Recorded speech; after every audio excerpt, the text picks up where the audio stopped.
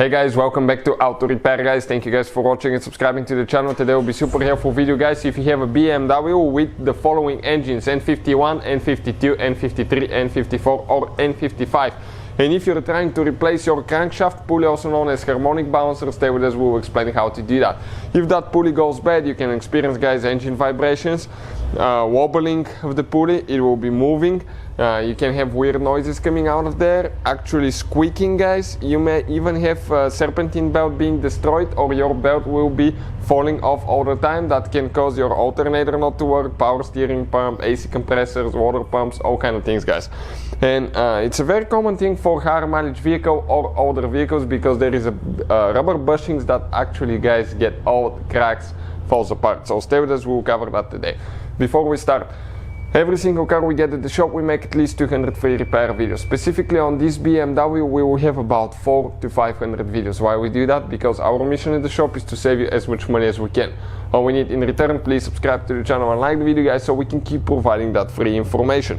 Now, if you need to buy a new pulley, parts, tools guys, we'll share the links in the description of the video below for your convenience. Please check it out. Something else, if you guys have a BMW, okay, we have quite a few videos about diagnostics, engine codes, coming soon on our new channel, Electrical Car Repair Live, so please check it out guys. Quite helpful information will be shared there.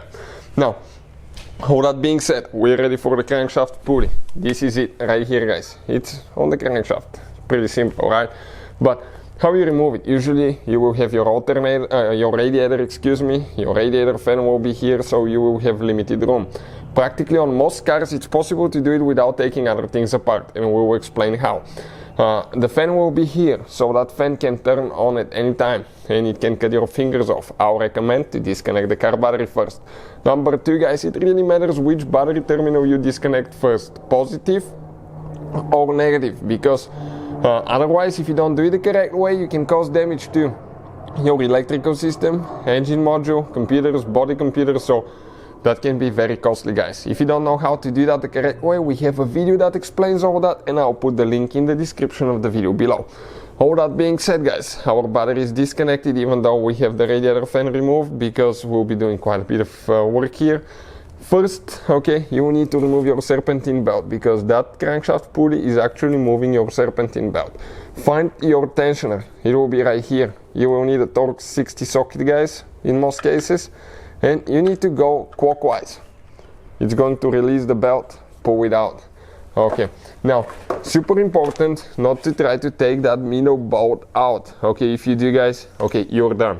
Why? Because it holds the timing components and the timing gear for the crankshaft. So if you get it loose, your timing will be off, and that will result guys, okay, into a really big damage to your engine, bent valves, timing off. You will need either a new engine or the old engine rebuild.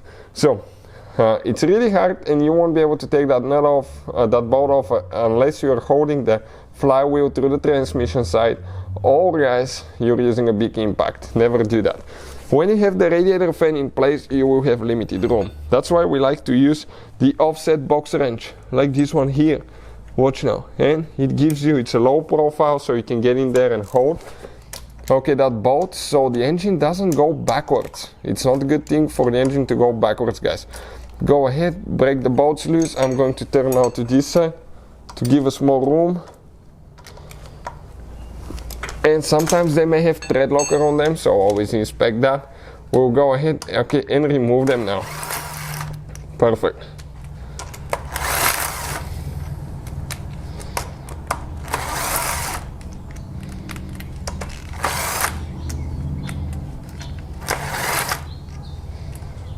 And this one right here. Now let me show you before we remove it. Right here you see that's a rubber bushing. That bushing is the one that catches the vibration guys and makes everything super nice and smooth. That bushing is run through the whole length and comes all the way to the back right here. That's the one that falls apart, and when it does, okay, it will start wobbling, it will create vibrations, it will be noisy. That's how you guys remove it. Now you can even get to your front crankshaft seal, and ours, it's leaking oil guys, bad. So we'll have a video how to actually replace that as well, coming very soon to the channel. When you get the new pulley, install it in reverse order you took it apart. I'll check the torque specs, and I'll make a special video about torque specs on that engine, so Please check it out, it's coming very soon. Hopefully the video will be helpful, and see you guys next time.